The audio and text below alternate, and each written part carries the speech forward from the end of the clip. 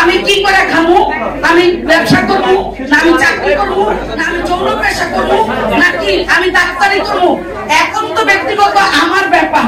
আপনারা কোনোভাবেই মেনে নিতে পারছেন না যে একজন নারী যৌন পেশায় থাকতে চাইতে পারে। মা বোনেরা ঢাকার শহরে সাংবাদিক সম্মেলন করে আর বলে আমাদের দেহ ব্যবসার অধিকার আবার ফেরত চাই। আর তুমি নাকে তেল লাগায় ঘুমাও, দেশ স্বাধীন।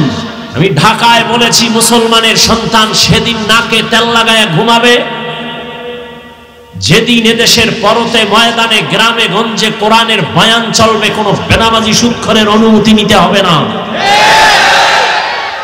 মুসলমান নাকে তেল লাগায় ঘুমাবে সেদিন এদেশের প্রত্যেকটা মসজিদ আর মাদ্রাসার কমিটিতে সুদখোর বেনামাজি থাকবে না যেদিন। কিসের স্বাধীন? আমরা তো স্বাধীনতার জন্য আমার মুগ্ধ আমার আবু সাইদ জীবন তো এজন্য দেয়নি। চরমনার পীর সাহেব ময়দানে জীবনকে বাজি রেখে উলামায়ে কেরাম মাঠে তো এজন্য নামেনি যে আবার নাস্তিক মাস্তানি করবে। মুসলমান জীবন একবার দেয় না, বারবার। কাফনের কাফন কিনে রেডি থাকো, আবার ডাক আসবে, আবার ময়দানে যেতে হবে। আমরা মানুষের অধিকার চাই, বৈষম্য চাই না। এদেশের মানুষ আজান দিলে ঘুমায়, আজান দিলে ঘুম ভাঙ্গে। আমরা ইসলাম নিয়ে বাঁচতে চাই। হিন্দু তার ধর্ম পালন করবে, ইসলাম বাধা দিবে না। খ্রিস্টান তার ধর্ম পালন করবে, বাধা দিবে না। ইহুদি তার ধর্ম পালন করবে, বাধা দিবে না। কিন্তু ইসলামের উপরে আক্রমণ আসলে ছেড়ে দিবে না। ইসলাম পালন করে জান্নাতে যাওয়ার পথ বড় সহজ। অনেকে মনে মনে ভাবে হুজুর না হইলে বুঝি জান্নাতের পথ খোলা নাই,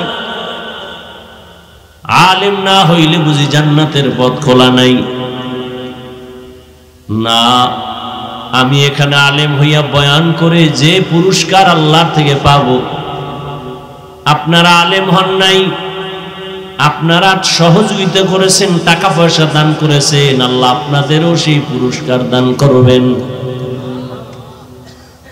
আপনি ব্যবসা করবেন ইবাদত, চাকরি করবেন ইবাদত,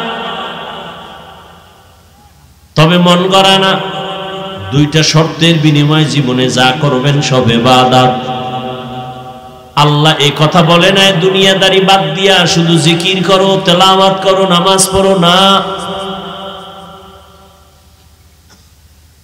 তুমি ব্যবসা করো, চাকরি করো, লেখাপড়া করো, এর মধ্য দিয়া আল্লাহকে ডাকো। এই হলো তোমার জীবনের বড় ইবাদত, বড় পাওয়া। ব্যবসা যদি আল্লাহর নাম ঠিক রেখে ব্যবসা করো, তাহলে তোমার ওই ব্যবসাটাও জান্নাতে যাওয়ার পথেও হয়ে যাবে। আপনি চাকরি করেন, আল্লাহর হুকুম ঠিক মতো মেনে, নবীর আদর্শ মেনে যদি চাকরি করেন, আপনার চাকরিটাও নামাজ পড়েন, জিকির করেন, আল্লাহর মোহাব্বত নিয়ে চলেন, চাকরির মাধ্যমে জান্নাতের দরজা খুলে যাবে। জীবনে যা করবেন সব ইবাদত, তবে আল্লাহর সন্তুষ্টির জন্য হতে হবে রাসূলের আদর্শ অনুযায়ী। আর আমার নবীর আদর্শ কত সুন্দর! আঙ্গুলের নখগুলো কেমনে কাটবা যুবক বাবা, সেখানেও নবীর আদর্শ আছে। জুতা দুইটা পায়ে কেমনে পরবা, সেখানেও নবীর আদর্শ। ও এলাকার মুসলমান যুবক, একজনে যদি দাঁড়ায় বলো হাফিজ ভাই, মদিনার নবীর আদর্শ থেকে আর একজনের কাছে আরো সুন্দর আদর্শ আছে।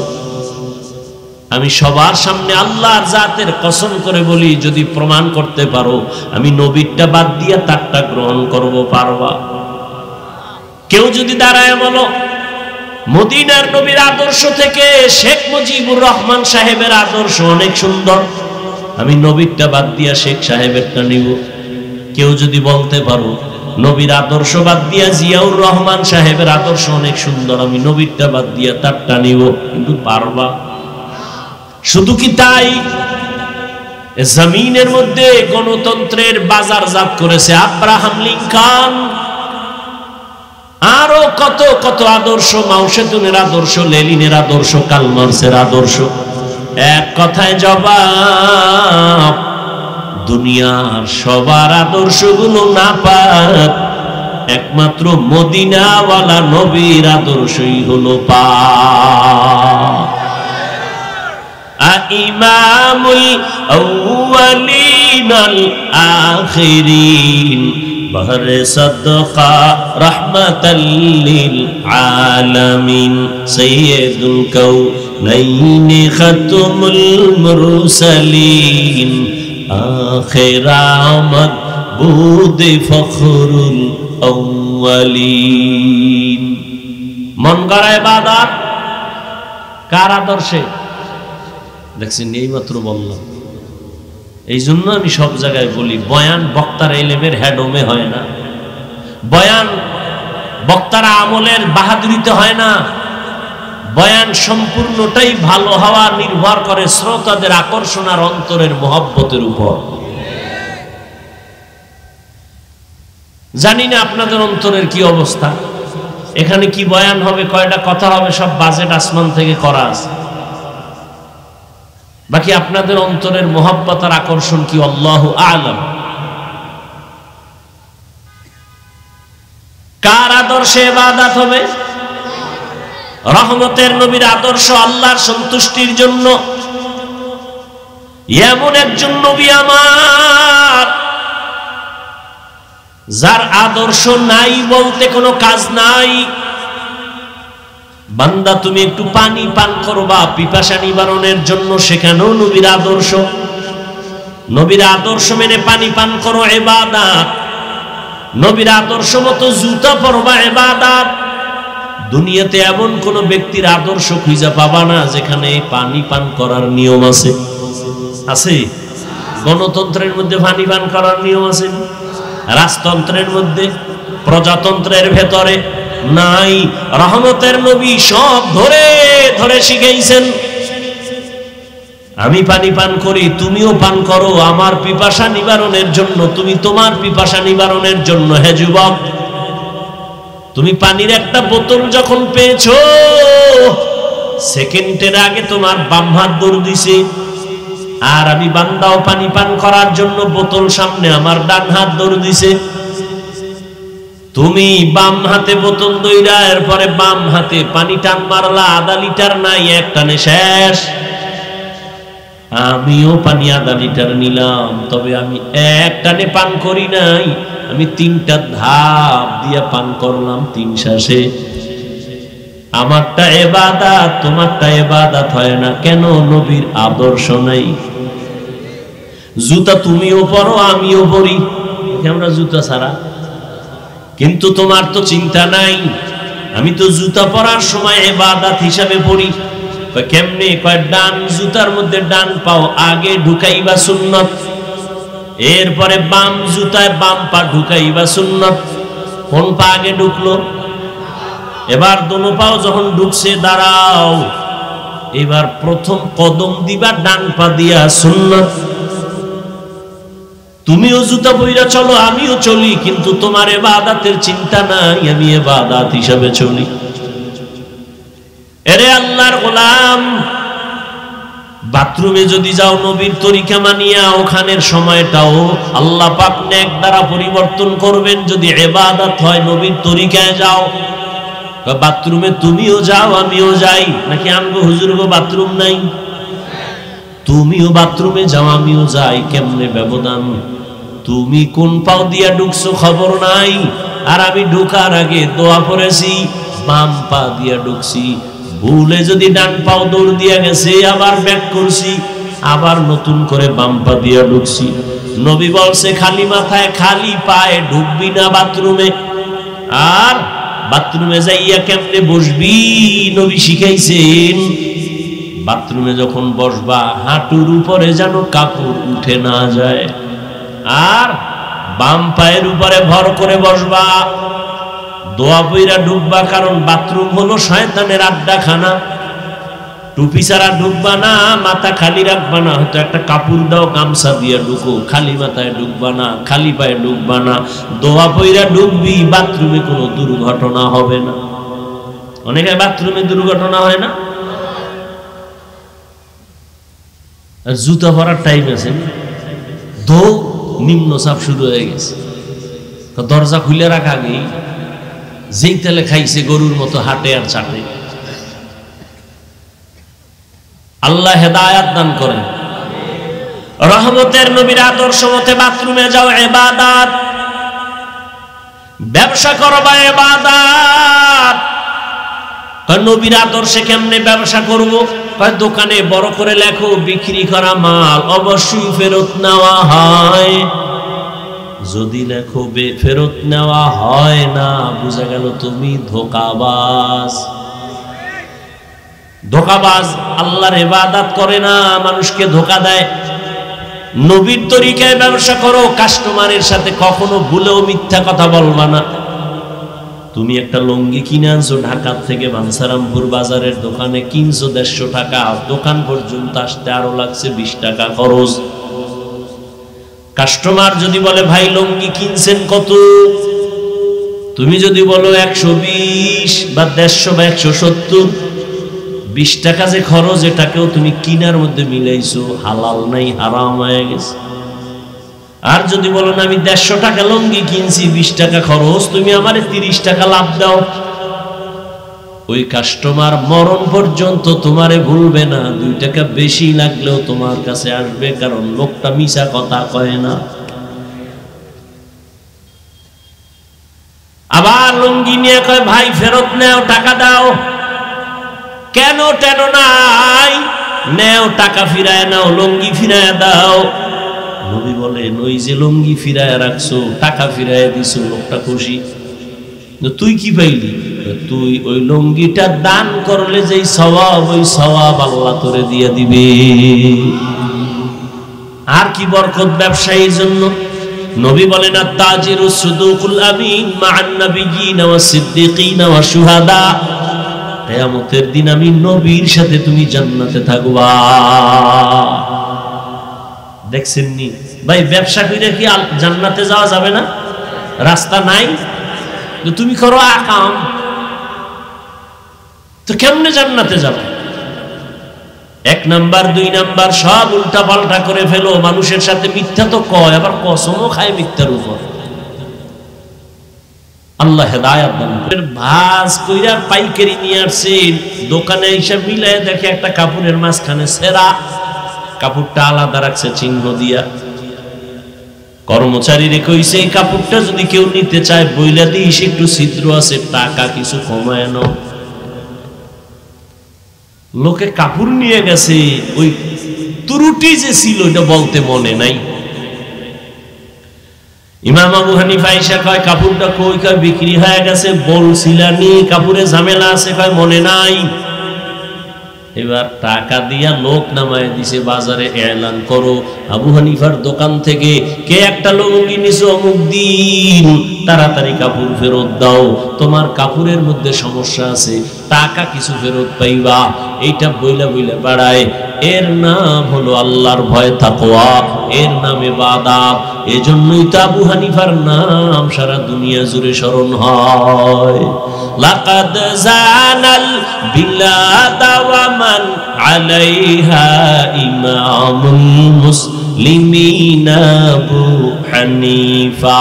আবু হানিফা বুদ ইমামে বাসফা, আসরাজে উম্মতানে মুস্তাফা। ইবাদত কার জন্য? জোরে বলো। কার আদর্শে? মদিনাওয়ালা নবীর আদর্শে। কিন্তু মা বাবার বরদোয়া নিয়া না, মা বাবা বরদোয়া নিয়া না, সাবধান। নফল নামাজে দাঁড়াইছো, আম্মা জান যদি ডাক দেয়, কঠিন ভাবে যদি ডাক দেয়, নামাজ বাদ দিয়া মায়ের ডাকে সাড়া দিতে হবে, এটাও ইবাদত। মা বাবার খেদমত করো, ইবাদত। কি কেমন মা বাবার খেদমত? আল্লাহ কয় আমার পরে মা বাবার ইবাদত। মা তোমাকে এখন ডাক দিছে, তুমি নফল নামাজে দাঁড়ানো, নামাজ ছেড়ে দাও, মায়ের ডাকে সাড়া দাও। কারণ মা যদি বেজার হইয়া যায় মক্কায় হজ কইরাও তোর কপালে আগুন।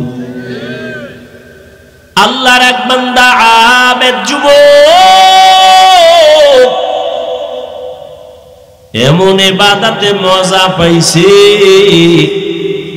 এখন এলাকায় মজা বাদ দিয়া কয় না মসজিদে ঢুকি কলিজা ঠান্ডা, বের হইলে বেপরদা বেপরদা বেপরদা, কি করি কোথায় যাই।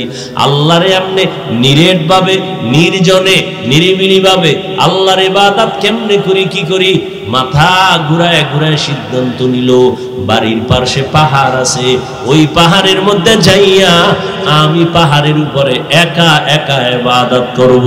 ঘরের মধ্যে শুধু মা, বৃদ্ধা মা, আর কেউ নাই। সন্তান পাহাড়, ওই পাহাড়ের চূড়ায় গিয়া একটা ছোট্ট ভাঙা ঝুপড়ি উঠাইয়া ওখানে নিরিবিলি ইবাদত করে, গাছের পাতা চাবায় খায়, পেটের ক্ষুধা। যারা ঠিক মতো আল্লাহর ইবাদত করে এখন ক্ষুধা কম, ক্ষুধা থাকে না বেশি। এদিকে বৃদ্ধা মা বাসায় একা, কেউ নাই। যুবক নিরিবিলি আমার একনিষ্ঠতার সাথে আল্লাহর ইবাদত করার জন্য পাহাড়ে চলে গেল। একদিন দুদিন তিন দিন পর আম্মা জানের মনের ভেতর একটু ঢেউ শুরু হয়ে গেছে, আমার বাবার চেহারাটা দেখি না বহুদিন।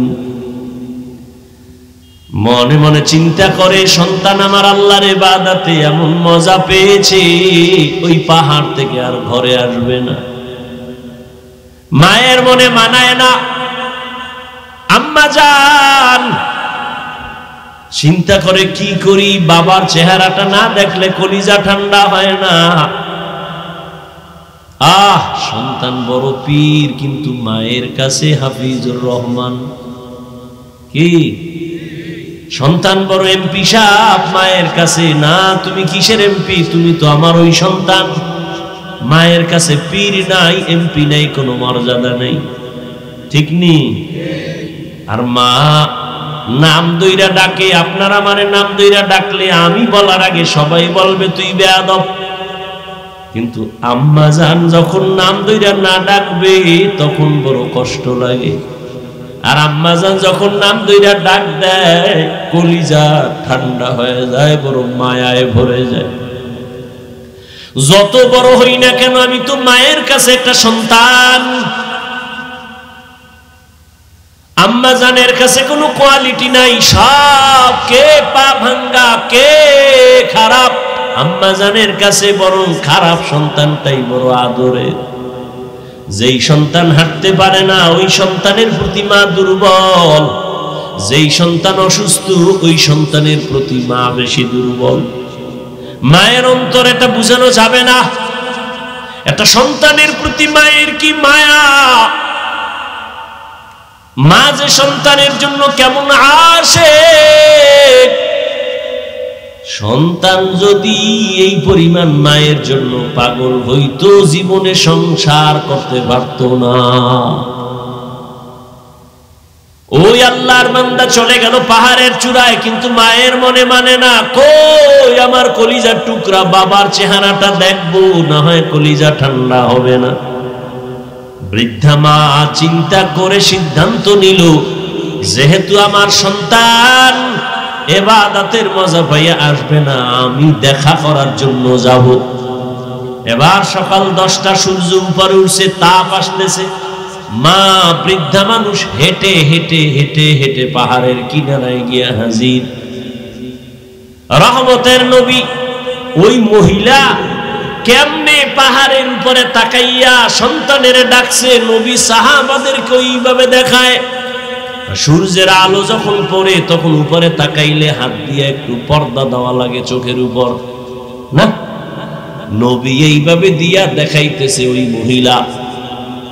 বৃদ্ধা মা সন্তানের যখন ডাক দিছে, মাথা উঁচু করে এভাবে সূর্যের আলো থেকে নিজেকে হেফাজতের জন্য হাত দিয়া ডাকছে, বাবা আমি তোর বৃদ্ধা মা, পাহাড়ের নিচে আছি, এক নজরে এসে একটু দেখা দে, আমি দেখতে চাই।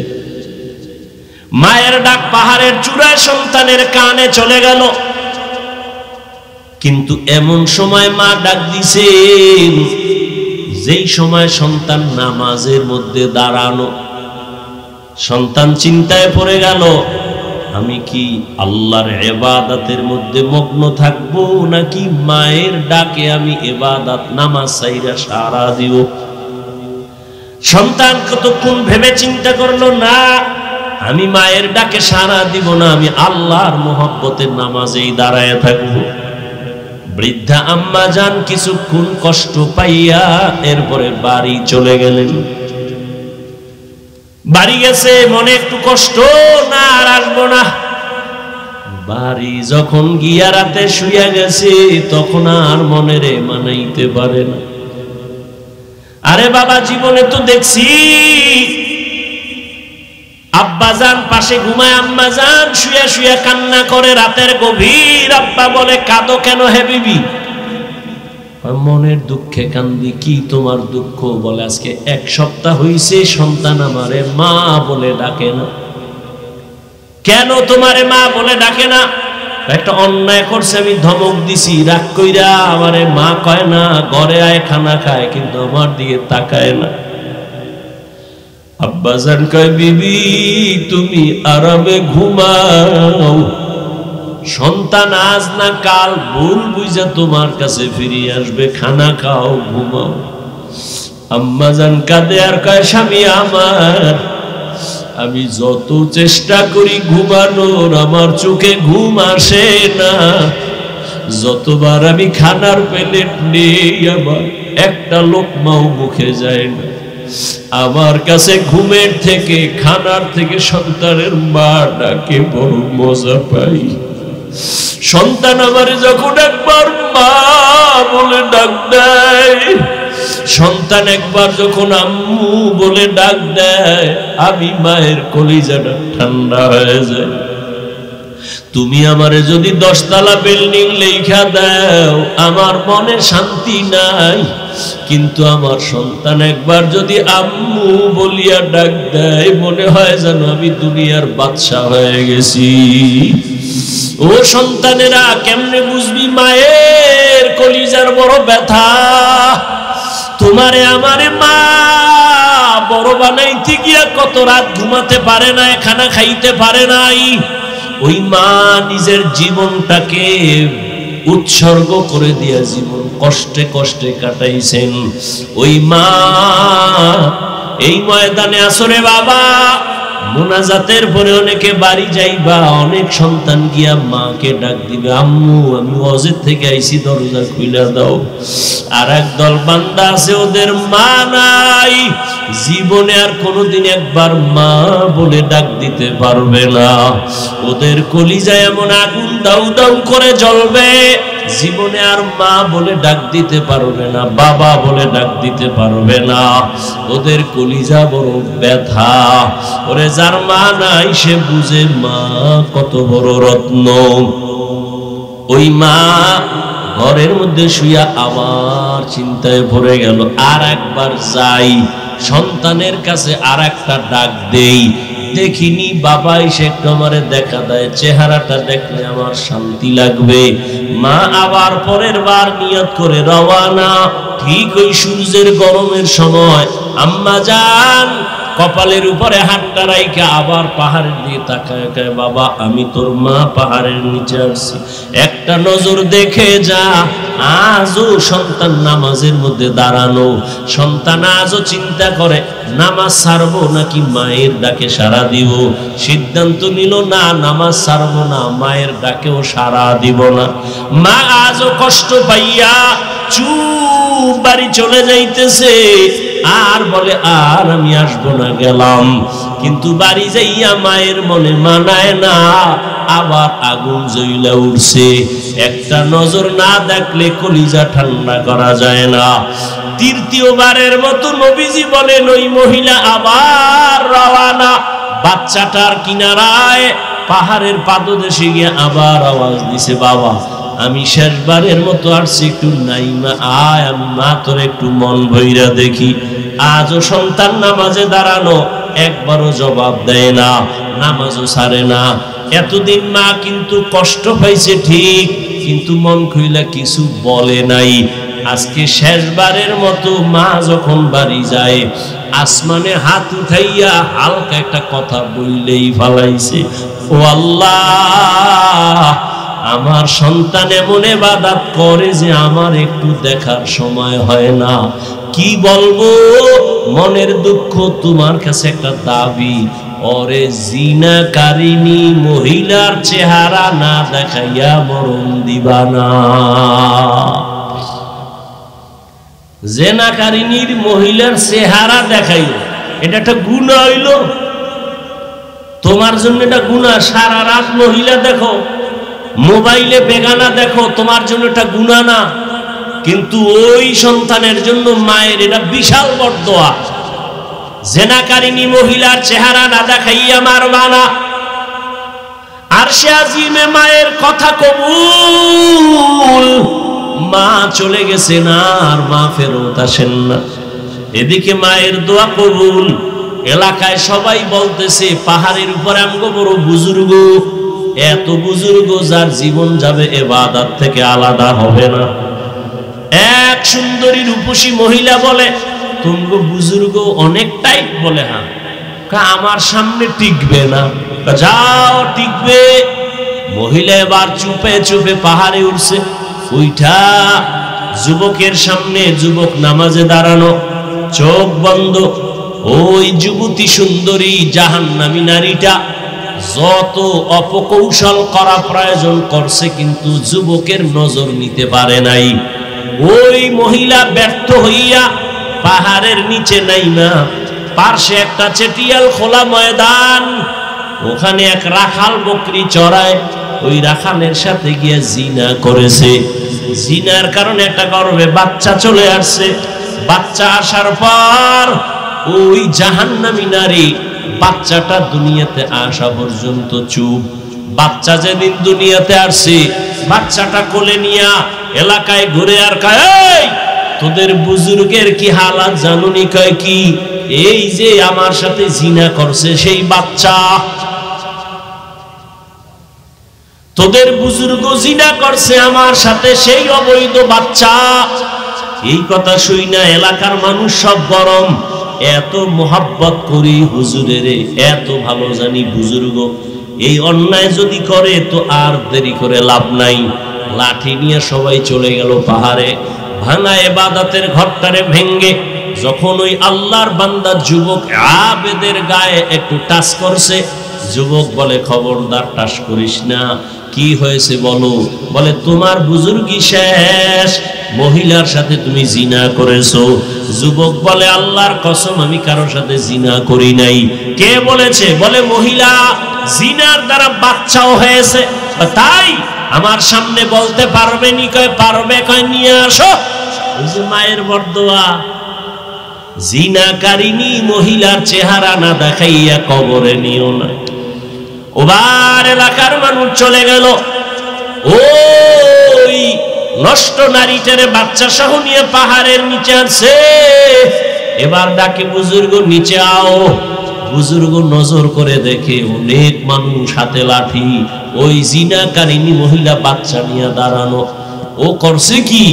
2 রাকাত নামাজ পড়ে একটা চিৎকার দিছে, মালিকেরে, ও দয়ার মালিক, না জানি কোন কারণে তুমি আমার উপরে বেজার হইছো। ও আল্লাহ, আমি তো তোমার মহব্বত আর ভালোবাসায় আমি মগ্ন থাকি। আমি দুনিয়ার লাইনে একটা গুনাহ করি নাই। আজ আমার সামনে কঠিন পরীক্ষা, তুমি আমার ইজ্জতের হেফাজত করো। কান্নাকাটি কইরা পাহাড় থেকে নিচে নাইমা ওই জিনাকারিনী মহিলার সামনে দাঁড়াইয়া এবার কয়, মহিলা বল। কয়, তুমি আমার সাথে জিনা করেছো। বলে, অসম্ভব। কয়, সম্ভব। সত্যি? বলে, হ্যাঁ। সবাই তো চারদিকে দাঁড়ানো। মহিলা জোর দিয়া কয়, তুমি আমার সাথে জিনা করেছো। যুবক এখন পেরেশান হয়ে গেল, কি করি? আল্লাহ কুদরতি ভাবে ও যে মোনাজাতে কান্না কইরাইছে সেজদায়, ওদিকে মায়ের বরদোয়াও কবুল, ওদিকে আবার ইজ্জত বাঁচানোর দোয়া করছে, আল্লাহ এটাও কবুল করছে। এইবার অন্তরে একটা জবাব বাইর করে দিছে। বাচ্চাটারে কয়, আমার কোলে দে। দুধের বাচ্চাটারে কোলের মধ্যে নিয়া সবার সামনে এরকম ধইরা বাচ্চাটারে উঁচু কইরা কয়, ও আসমানের মালিক, তুমি আমার ইজ্জতের হেফাজত করো, এই বাচ্চাটার জবান খুলে দাও। বাচ্চাটার জবান খুলে গেছে। ওই আবেদ যুবক ডাক দিয়া কয়, শত মানুষের সামনে বাচ্চা তুই বল তোর বাবাকে। বাচ্চা সাথে সাথে জবান খুলে কয়, আমার বাবা হলো ওই রাখাল। ও আমার কলিজার যুবক, যদি আল্লাহর মোহাব্বত নিয়ে চলো, আল্লাহ ইবাদতের মাধ্যমে তোমার দুনিয়াও লাভবান, পরকালেও লাভবান। আমি যে এতক্ষণ বয়ান করলাম, একবারও কিন্তু বলি না এ যুবক আমগো মতো হুজুর হ, তসবিহ পাগড়ি লাগা, স্কুলে তালা মার, বলি নাই, বলবো না। বরং তুমি যেখানে আছো ওখান থেকেই তো জান্নাতে যেতে পারো। তুমি লেখাপড়া করো, স্কুলে পড়ো, কলেজে পড়ো, ডাক্তারি পড়ো, ইঞ্জিনিয়ারিং পড়ো, তোমার মতো ডাক্তার, ইঞ্জিনিয়ার, পাঁচ বেলার নামাজি, দাড়িওয়ালা, সত্য কথা বলো, আছে না নাই? তাহলে তুমি কেন পারো না রে বাবা? তোমার মতো যুবক আজকে স্কুল কলেজে পড়ে নামাজ ছাড়ে না, তুমি কেন পারো না? রাস্তায় গাড়ি চালায়, ড্রাইভারি করে, নামাজ ছাড়ে না, তুমি কেন পারো না? নদীর মধ্যে মাছ ধরে, নামাজ পড়ে, তুমি কেন পারো না? কৃষি কাজ করে, নামাজ পড়ে, তুমি কেন পারো না? ও পর্দার আড়ালের আম্মা জানেরা, বোনেরা, আপনার মতো কত মা, কত বোন এখনো আছে পাঁচ বেলার নামাজ পড়ে, পর্দা করে, মোবাইলে সময় নষ্ট করে না। আপনারা কেন পারবেন না? মানুষের জীবনের অমূল্য সম্পদ হলো চরিত্র। চরিত্র যার নাই, ওর জীবনটাই নাই, ওর দুনিয়াও বরবাদ, ওর আখিরাতও বরবাদ। ও আমার কলিজার যুবক বাবারা, ও পর্দার আড়ালের মা বোনেরা, আল্লাহ তো সন্তান দিছে, আদর্শ সন্তান বানায় যান। ডাক্তার বানাবেন, তবে বেয়াদব যেন না হয়। সন্তান যেন তার ব্যবহার দিয়া মা বাবারে কষ্ট না দেয়। ওলামায়ে কেরামের বিরুদ্ধে গিয়ে যেন কপাল পুড়ে না ফেলে। ওর আচরণে যেন কোনোদিন শিক্ষক, মুরব্বী, বন্ধুরা কষ্ট না পায়। ও আমার কলিজার যুবক, আল্লাহর মোহাব্বত নিয়ে তওবা করো। জীবনে তো কত গুনাহ করলাম, মনে চাইছে পার্কে যাবি, একটা দৌড় মাইরা গেছো, এখনো কি তোর শখ মিটে নাই? এখনো বলি বাবা এবার ফিরা তওবা কর। মনে চাইছে তুই মেয়ে নিয়ে আড্ডা দিবি, দিছো, এখন তওবা কর। মনে চাইছে সারা রাত মোবাইল চালাবি, চালাইছো, এখনো কি বাবা তওবা করবা না? মনটারে শুধু এতটুকু জিজ্ঞাসা কর, এরে মন, আমার মতো যুবক যদি স্কুল কলেজে পড়িয়াও নামাজ পড়ে, আমি কেন পারি না? দাড়ি রাখে আমি কেন পারি না? আমার কপাল কেন এত খারাপ? আজকে থেকেই তওবা করে নাও। হায়াতের মালিক আল্লাহ, মৌতের মালিক আল্লাহ, রিজিকের মালিক আল্লাহ, সম্মানের মালিক আল্লাহ। মরিয়া গেল আর দাড়ি কাটবা না, নামাজ ছাড়বা না, বেপরদায় চলবা না, মা বাবারে কষ্ট দিবা না, ওলামায়ে কেরামের বিরুদ্ধে যাবা না, নবীর তরিকার বাহিরে চলবা না। সবার দোয়া নিয়ে চলিও। মা বাবার দোয়া তোমার সফলতার চাবি, ওস্তাদের দোয়া তোমার সফলতার চাবি, ওলামায়ে কেরামের দোয়া তোমার সফলতার চাবি। আল্লাহর মোহাব্বত যদি থাকে, তওবার নিয়ত থাকে, মুনাফিকি না থাকে, খাঁটি তওবার নিয়তে যাদের অন্তর তৈরি আছে, দুটো হাত আমার আল্লাহকে দেখায় দাও। আয় আল্লাহ, হাতগুলো কবুল করে নেন, তওবা কবুল করে নেন, তওবার উপরে মজবুত হইয়া চলার তৌফিক দান করেন, আমিন। আলহামদুলিল্লাহি রাব্বিল আলামিন, ওয়াসসালাতু ওয়াসসালামু আলা সাইয়্যিদিল আমবিয়াই ওয়াল মুরসালিন ওয়া আলা আলিহি ওয়া আসহাবিহি আজমাইন। ইয়া আরহামার রাহিমিন, ইয়া আরহামার রাহিমিন, ইয়া আরহামার রাহিমিন। রব্বিরহামহুমা কামা রব্বায়ানি সগীরা। আল্লাহুম্মা ইন্নাকা আফুউন কারীম তুহিব্বুল আফওয়া ফা'ফু আন্না। আল্লাহুম্মা ইন্না নাসআলুকা রিযাকা ওয়াল জান্নাহ ওয়া নাউযু বিকা মিন সাখাতিকা ওয়ান নার। ও দয়ার মালিক, গুনাহের বোঝা নিয়ে আপনার দরওয়াজায় হাজির। আয় আল্লাহ, জীবনটা গুনার কারণে নাপাক করে ফেলেছি, আজকে তওবার নিয়ত করেছি আর গুনাহ করব না রে আল্লাহ। আর নামাজ ছাড়বো না, দাড়ি কাটবো না, বেপরদায় চলবো না, মা বাবার সাথে বেয়াদবি করবো না। মুরব্বী শিক্ষকদের দোয়া নিয়ে, উলামায়ে কেরামের পরামর্শ নিয়ে নবীর তরিকা মেনে চলবো। ও আল্লাহ, আমাদের তওবা কবুল করে নেন, জীবনের গুনাহ মাফ করে দেন। আয় আল্লাহ, মাহফিল কবুল করে নেন, আয়োজনকারী সহযোগিতাকারীদের কবুল করে নেন, এলাকায় শান্তি দান করেন আল্লাহ। মা বোনদের আবেদা বানায় দেন, সন্তানগুলো নেককার বানায় দেন, যারা লেখাপড়া করে পরীক্ষার্থী কামিয়াবি দান করেন।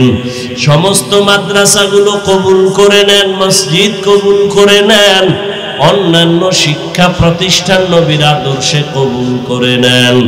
আয় আল্লাহ, প্রত্যেকটা আমার কলিজার যুবকদের দ্বীনের খাদেম বানায়া দেন, মোবাইলের গুনাহের থেকে